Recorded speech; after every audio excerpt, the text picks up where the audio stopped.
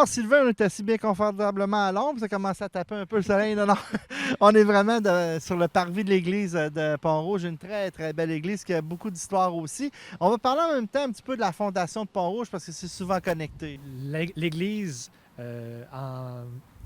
la fondation de la ville en 1867 plutôt, pas me tromper, en fait, vient justement de l'église, en ce sens que les gens de Pont-Rouge devaient se déplacer jusqu'à Neuville pour aller à l'église. Dans Et le temps, c'est une bonne trotte. Il n'y a pas ouais, d'auto. Hein. exactement, c'était une bonne trotte, les chemins n'étaient pas toujours beaux et il y avait de plus en plus de gens qui étaient à Pont-Rouge. Donc, ils ont commencé à vouloir avoir leur propre église. Et aussi, ben, l'église de Neuville commençait à devenir pleine. Donc, suite à ça, il y a eu des demandes qui ont été faites et il y a eu un décret qui a été signé le 15 avril 1867 par Monseigneur Baillargeon. Baillargeon, ça semblait ça. J'étais plus sûr de Baillargeon ou Baillarger, mais c'est Baillargeon. C'est un artiste, je pense. Ouais, c'est ça. C'est de là que la fondation de Pont-Rouge, mais ça s'appelait pas Pont-Rouge à ce moment-là, ça a été appelé Sainte-Jeanne de Neuville. Sainte-Jeanne de Neuville, bon, parce que justement, on venait de Neuville, et Sainte-Jeanne, parce que le saint patron de Neuville, c'est Saint-François d'Assise.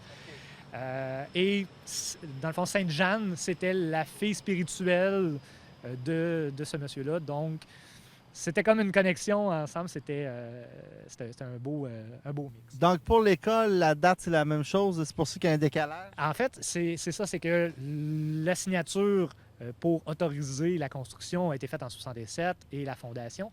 Mais sur l'église, on voit 1869, qui est dans le fond la construction de l'église. Pendant les 2 premières années, ça a été plus une petite chapelle qui a été aménagée, le temps qu'on construise l'église. L'église a été faite avec des pierres qui proviennent du bord de la rivière. Donc, la rivière qui était tout proche, c'était le choix logique. Le moulin Marcoux, on le verra tout à l'heure, a le même type de pierre, pas de briques, mais de pierre. Donc, c'était facile pour le construire à ce moment-là. J'aimerais que tu nous parles des clochers parce qu'effectivement, il y a une particularité intéressante. Bien, ce qui se passe, c'est que l'église, comme on la voit aujourd'hui, c'est pas l'église d'origine. L'église était beaucoup plus petite. La partie arrière, donc qui est au sud, n'existait pas. Le clocher n'était pas celui-là aussi, il était beaucoup plus petit. Et les 2 clochetons n'étaient pas là. Lorsqu'ils ont fait la rénovation du toit, ils ont rajouté justement les clochetons. Ils ont rehaussé le toit, ils ont rehaussé aussi le clocher. Et chose intéressante, en 2003, quand il y a eu la dernière rénovation du toit de l'église, ils ont retrouvé dans le clocher un ouvrier qui a retrouvé une bouteille dans laquelle il y avait un document. Ce document-là avait été écrit par ceux qui avaient fait le clocher autrefois, disant, bon, telle personne ont construit le clocher. Et le document est encore en bon état 100 ans plus tard. Donc ça, c'est un fait très intéressant. Si on regarde dans le fond sur la structure, on voit la différence de briques à un certain niveau. Là, en haut de la dernière fenêtre, là, on voit que pas les briques, je dis toujours les briques, mais c'est des pierres, sont pas pareils. Donc, on voit vraiment que la rénovation a eu lieu. Et toute la partie arrière, dans le fond, le cœur de l'église, en 1900, j'ai plus les chiffres exacts, mais a été agrandi parce que là, encore là, Pont-Rouge grossissait énormément. On manquait d'espace, donc on a agrandi l'église, on a rajouté les 2 transepts sur les côtés, le chœur a été agrandi par l'arrière, donc il y a eu vraiment un agrandissement majeur. On est passé aux alentours de 175 bancs à 300. Donc, vraiment, on avait besoin de cet espace-là à l'époque pour contenir tout le monde.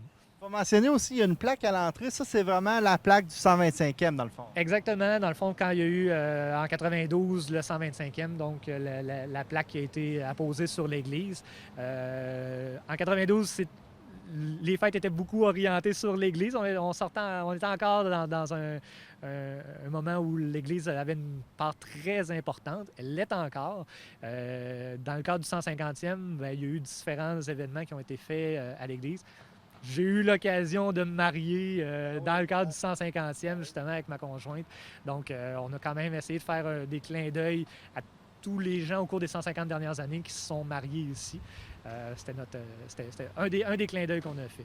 En terminant, je veux mentionner que dans la plupart des visites qu'on va faire de ville, on ne rentre pas dans l'église parce que ça serait trop compliqué. Il faudrait refaire l'histoire de tout. Puis en plus, vous autres, en plus, il y a un livre qui a été écrit. Oui, ben, il y a eu un beau document qui a été fait de la part justement de la fabrique qui raconte l'histoire, qui détaille énormément. Il y a beaucoup de photos. Un très, très beau document à consulter. Donc, si vous voulez en découvrir plus, ben, c'est sûr qu'il y a la balado qui va vous amener ici pas loin. Mais pour en savoir plus dans l'église, ben là, il faut aller un petit peu plus loin. C'est ça, nous autres, qu'on veut faire. On veut juste vous donner le goût, hein, dans le fond. Ben oui, après ça, c'est de se poser des questions, c'est d'essayer de comprendre puis de savoir qu'est-ce qui s'est passé avant pour qu'on en soit là aujourd'hui. Puis nous, on a beaucoup de travail, on traverse de l'autre côté. Je pense qu'il y a une bonne histoire de l'autre côté aussi. En effet, et tout récemment, beaucoup de changements. Il s'en en vient d'autres. Donc, on va avoir beaucoup de choses à se dire. Parfait, à tantôt.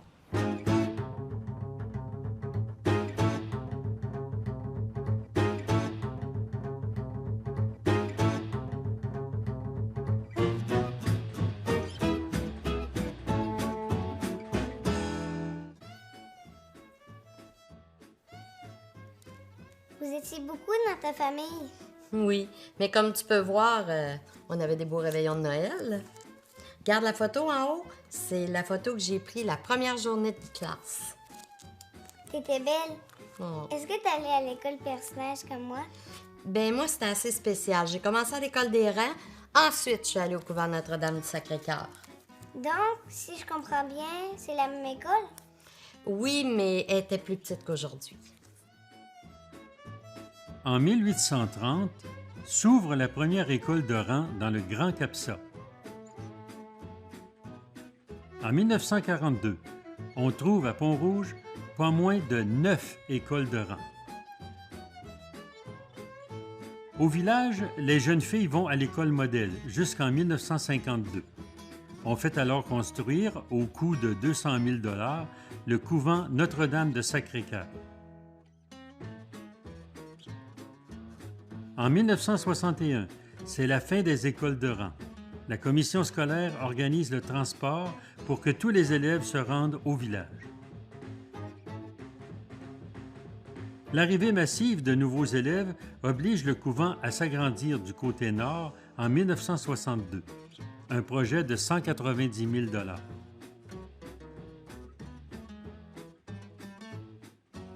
En 1972, les Sœurs de la Charité de Saint-Louis quittent l'enseignement au couvent pour laisser place à une éducation laïque.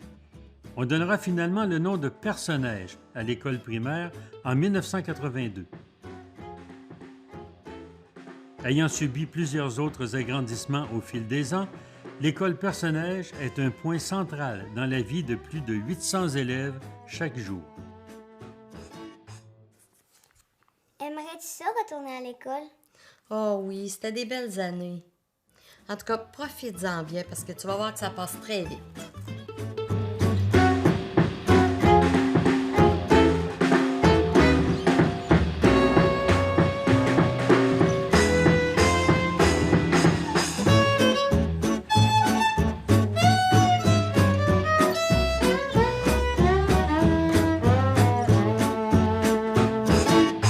Alors, une autre étape qui était, je dirais, essentielle à notre voyage, c'est ici, à Place du 150e ou Place Saint-Louis. Je pense qu'on a quand même pas mal les deux noms. Ben, en fait, la partie avant, c'est les jardins du 150e et on a Place Saint-Louis, dans le fond, qui est le bâtiment. Exactement. Alors justement, parle-nous de ce magnifique bâtiment qui est maintenant la propriété de la ville, mais qui a eu beaucoup d'histoire parce qu'effectivement, ça date de plus de 100 ans, ça, là. Ouais, ben, en fait, le bâtiment original des Sœurs, quand ils sont arrivés en 1905, c'était pas celui-là. Il était à peu près où on se situe actuellement, donc près de la rue. Oui, c'est le premier bâtiment des Sœurs avec une chapelle a été fait plus proche de l'église. Et bon, le temps a fait en sorte qu'ils ont eu besoin de plus d'espace et ils ont construit le bâtiment à l'arrière, dans le fond, dans la cour. Et il n'était pas aussi vaste que ça. Donc, au départ, c'était vraiment juste la partie centrale. Si on par l'arrière du bâtiment, on voit que la brique n'est pas pareille. La devanture a tout été unifiée, mais par l'arrière, on voit que la brique est plus brune, plus foncée un peu. Donc, on voit vraiment la partie centrale, c'était ça. Et le bâtiment qui était ici, est-ce qu'il a été démoli? Lui a été démoli, dans le fond. Tout a été transféré à l'arrière. Et le bâtiment en arrière, on parle de quelle année? On parle de 1928, si ma mémoire est bonne. Et dans le fond, ça a été fait comme un pensionnat.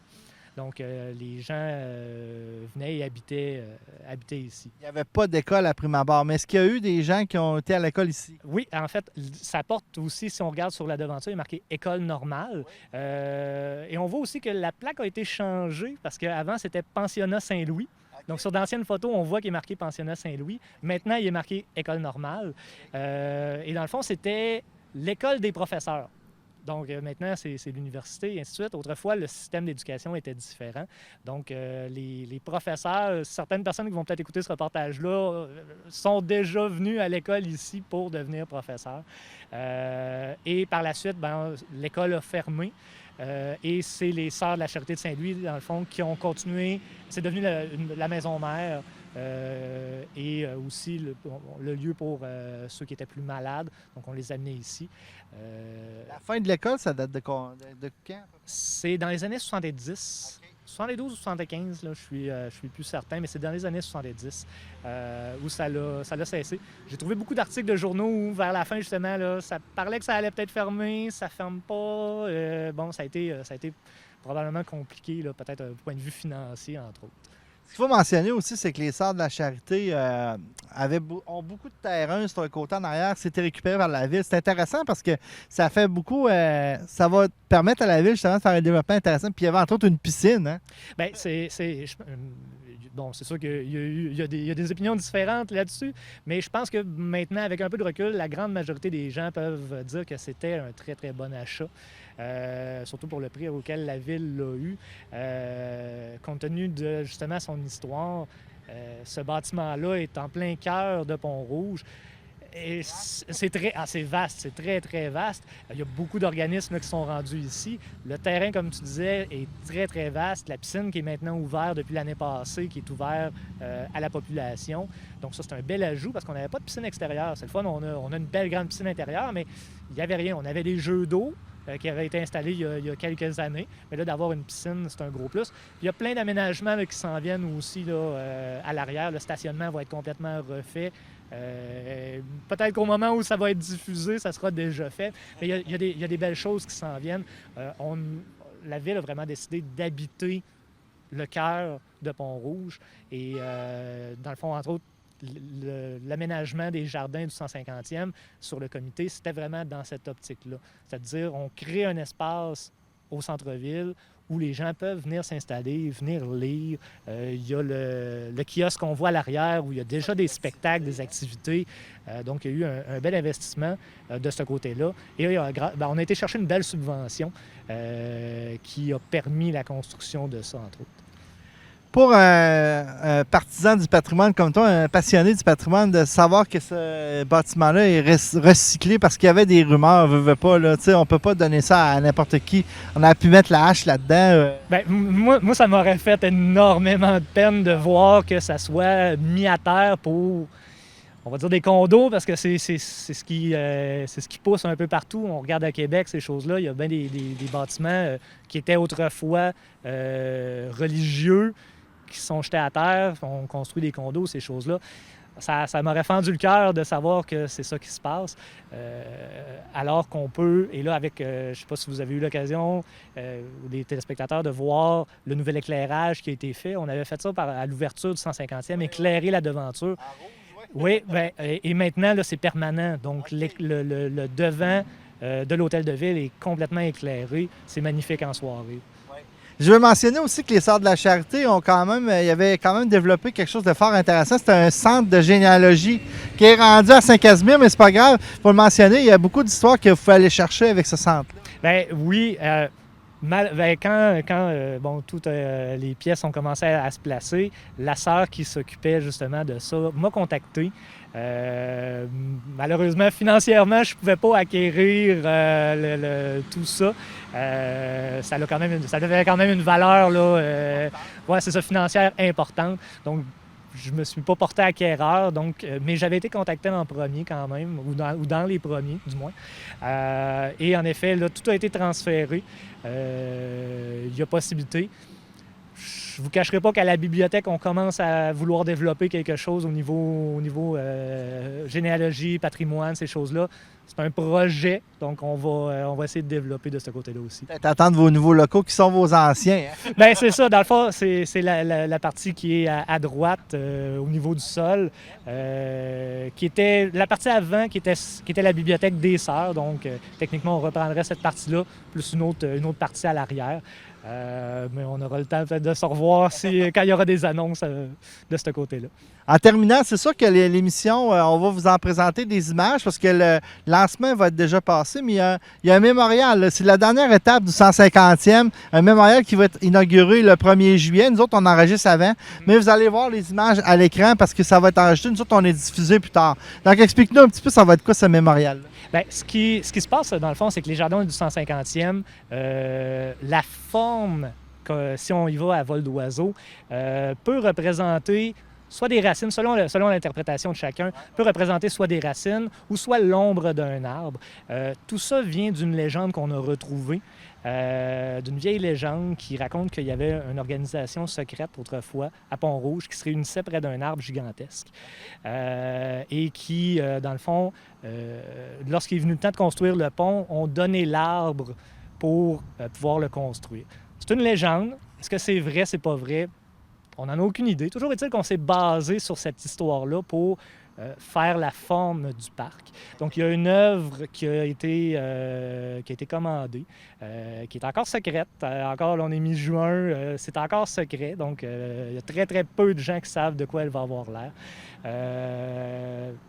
Alors, vous autres, les chanceux, vous allez l'avoir présentement. Vous savez déjà de quoi ça a l'air. Mais le 1er juillet, dans le fond, on inaugure ça. On a aussi le mur des familles, donc qui va être inauguré. Donc, une belle plaque sur laquelle on pouvait s'inscrire, soit inscrire les familles, ou il y avait des entreprises aussi qui pouvaient s'inscrire. Donc ça va tout être installé. 1er juillet, j'espère que vous allez y avoir participé. Il y a d'autres surprises aussi qui vous attendent le 1er juillet. On veut vraiment que les gens soient fiers de cet endroit-là. On veut que les gens l'habitent avec justement tous les organismes et la bibliothèque qui probablement va s'en venir ici. Bien, moi, j'ai eu l'occasion de venir lire ici et Non, mais dernièrement... oui, moi, on s'installe près du rond-point. Puis c'est un lieu magnifique en soirée pour venir lire. Donc, Justement, il y a des activités qui sont faites aussi cet été, justement, pour stimuler que le centre-ville s'anime. Dans le fond, ça s'appelle comme ça. C'est exactement le titre. Donc, l'équipe de la ville qui vraiment prend possession des lieux, essaie d'amener les gens. Pont-Rouge s'est beaucoup développé vers le sud, mais on veut que les gens se déplacent, viennent voir ce que c'est. Et habitent. Il y a des activités qui se font sur le perron de l'église aussi, qui ont commencé à se faire. Donc, c'est vraiment, c'est votre espace à vous autres. Utilisez-le. Voilà. Alors, nous, on va aller un petit peu plus haut, hein, parce qu'il y a quand même de l'histoire, parce que Pont-Rouge, un bout de temps, c'était 2 Pont-Rouge, il faut le mentionner. Alors, on va vous parler de ça un petit peu plus haut, justement, en face de je pense que c'est l'artère achalandée de Pont-Rouge. C'est le coin. C'est là qu'il y a pas mal le plus de trafic. Donc, oui, on s'en va vers là. On se retrouve dans quelques instants.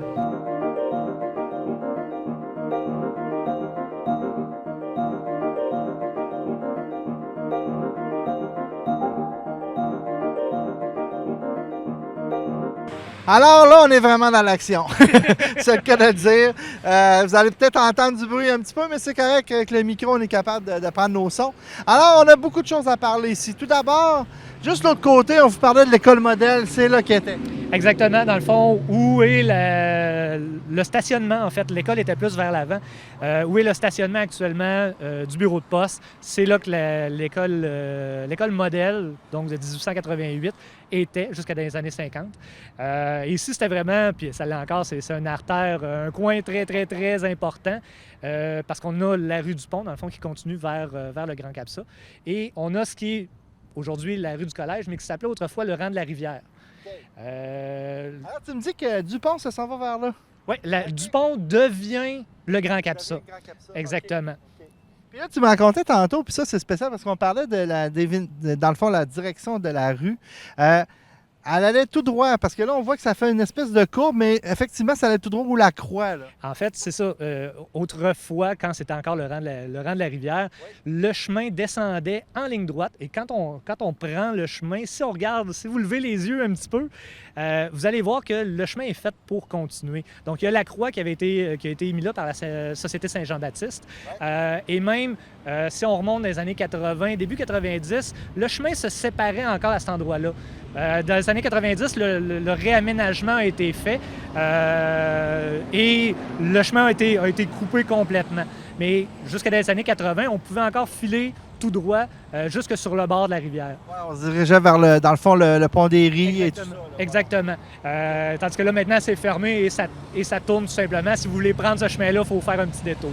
Là, ça peut dater de quelle année? C'est dans les années 90. Oui, parce que mes parents habitent très, très proches. Donc, quand ils ont refait la rue, ils ont refait ce coin-là. OK, c'est plus récent que je pensais. Je pensais vraiment que ça datait des années 50, quelque chose de même. Dans ça, la croix date de beaucoup plus tôt que ça. Mais elle faisait vraiment... C'était elle qui était sur la pointe du chemin. Et là, ça a été réaménagé. Et pour le chemin ici qui s'en va vers là-bas, ça a toujours été le même chemin ou ça a changé un peu par rapport au pont? Ça a toujours été sensiblement le même. C'est sûr qu'il y a eu des réaménagements là, avec le temps, mais ce carrefour-ci a toujours été là. Bon, il y avait plus de maisons autrefois. Maintenant, bon, il y a eu des maisons qui ont été retirées pour des commerces et ainsi de suite. J'avais moi-même un appartement qui était juste sur le coin où est le stationnement de la SAQ. Donc, j'habitais là juste au début des années 2000. Et ça bouge. Et c'est normal. Je veux dire, c'est quand même un point névralgique pour les commerces. J'aimerais que tu nous parles aussi de... Tu sais, Pont-Rouge, il y a plusieurs années, c'était 2 municipalités. C'était où les divisions? On parle de quoi? En fait, si on remonte un petit peu l'histoire de tout ça, on a parlé tout à l'heure que Pont-Rouge a été fondé en 1867 et bon, c'était tout le territoire. En fait, il y a eu des petits rajouts avec le temps, des petits bouts de certaines municipalités. Les gens disaient « Ouais, mais c'est parce qu'on est plus proche de cette église-là que de celle de Cap-Santé, donc on aimerait ça se rajouter. » Donc, il y a eu des petits rajouts comme ça. Et la grosse séparation s'est faite en 1911. En 1911, ce qui s'est passé, c'est que les gens qui étaient dans le village voulaient avoir certains services que les gens, qu'on va dire des rangs, ne voulaient pas nécessairement. C'est souvent ça qui crée les séparations dans ce temps-là. Exactement. Donc, l'aqueduc, le déneigement, différents trucs comme ça que les gens des rangs disaient « Ouais, mais moi, je ne veux pas payer des taxes pour ça, je m'en servirai pas. » Alors, en 1911, il y a eu une séparation. Et c'est là que la municipalité a vraiment pris le nom de Pont-Rouge. Et, dans le fond, les rangs sont devenus Sainte-Jeanne de Pont-Rouge. Ça a duré jusqu'en 1996. Il y a eu des pourparlers parce qu'on avait vraiment deux conseils de ville. Il y avait 2 maires, 2 conseils. Et en 1996, il y a eu une réunification de tout le territoire de Pont-Rouge parce que, bon, le temps avait passé, les enjeux n'étaient plus les mêmes. Il y a eu quand même plusieurs discussions avant que ça aboutisse à ça. Et en 1996, il y a eu les premières élections qui ont donné la ville de Pont-Rouge, comme on la connaît. Et depuis ce temps-là, ça continue. Et la mairie de la paroisse, c'était où par hasard? La mairie de la paroisse, c'était... aujourd'hui, il y a un petit parc. Dans le fond, c'est ce qu'on appelait le 17 du collège. Okay. Elle était dans la ville, oui. C'était dans la municipalité. Donc, il y avait un bâtiment. Par la suite, ça a été récupéré par le CLSC. Garage pour les premiers répondants. Puis le bâtiment, à un moment donné, commençait à être très, très, très magané. Donc, il a été complètement retiré. Aujourd'hui, il y a un petit parc là, qui a été installé à cet endroit-là. OK. Puis pour faire l'espèce de frontière entre la ville et la paroisse, dans le fond, on a fait une espèce de tour de la ville, c'est ça? Oui, c'est ça. Dans le fond, tout ce qui était à partir des rangs. Encore aujourd'hui, dans le fond, justement, la rue du Pont commence par la rue du Pont et devient le Grand Capsa. Donc, probablement, là, par cœur, je ne me souviens pas de la délimitation exacte, mais ça devait probablement être à cet endroit-là. Donc, un petit peu partout comme ça, il y avait selon les lieux. Alors, on est interrompu un peu, là, mais c'est correct. Mais là, on va vraiment, là, on a parlé un petit peu de ce qui s'appelle le municipal, mais on va en parler un petit peu plus tard, tantôt, parce qu'on va aller vers le site du premier hôtel de ville qui passait en plein milieu d'une rue très populaire aujourd'hui. Alors, on va vous parler de ça tantôt, mais on va commencer par la Maison des Riz. Ça, c'est vraiment riche d'histoire, ça aussi. Là. En effet, c'est un point très, très, très important qui aurait pu complètement disparaître s'il n'y avait pas eu des gens qui s'étaient attardés à le récupérer. Donc, on va aller voir ça.